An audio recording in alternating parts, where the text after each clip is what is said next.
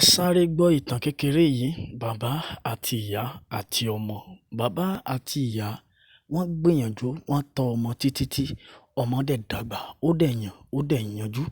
Ọlọ́run tó wá bá wọn ṣe, ọmọ yẹn jẹ́ èrò ìlú òyìnbó. Ó wá tó àkókò láti mú ìkan nínú àwọn òbí ẹ̀, bóyá bàbá ni, bóyá ìyá ni, ó gbọ́dọ̀ mú ẹnìkan. So wọ́n ní kó mú ẹnìkan.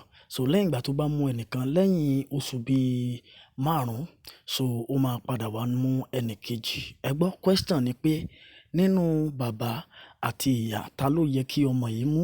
Lóòótọ́ ká má parọ́ o, ká má dẹ̀ jalè.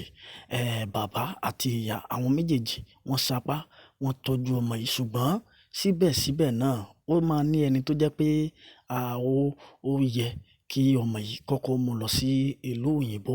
Ẹ bá wa dá sí ní abẹ́ kọ́mẹ̀ntì yìí, ṣùgbọ́n ẹ má gbàgbé ẹ bá ń share ẹ̀ káàkiri. Mo dẹ̀ gbàdúrà fún wa, á dára fún wa o. Ta ni ó yẹ kó mú lọ nínú bàbá àti ìyá? Ẹ bá wa drop kọ́mẹ̀ntì yìí, ẹ share ẹ̀. Mo fẹ́ ṣe ìdánilẹ́kọ̀ọ́ kan lórí WhatsApp status láìpẹ́ yìí. Ẹ tètè WhatsApp ń bẹ̀, ẹ mẹ́sẹ̀jì mi lórí WhatsApp 08069755971 kí n lè tètè add yín kẹ́ lè rí ìdánilẹ́kọ̀ọ́ yìí nípa ogun àti bí a ṣe lè borí àwọn ogun àti àwọn ìṣòro tí a ń kojú. Ẹ tètè mẹ́sẹ̀jì mi ní WhatsApp báyìí torí mo máa bẹ̀rẹ̀ ìdánilẹ́kọ̀ọ́ yẹn àti àdúrà yẹn láìpẹ́ yìí.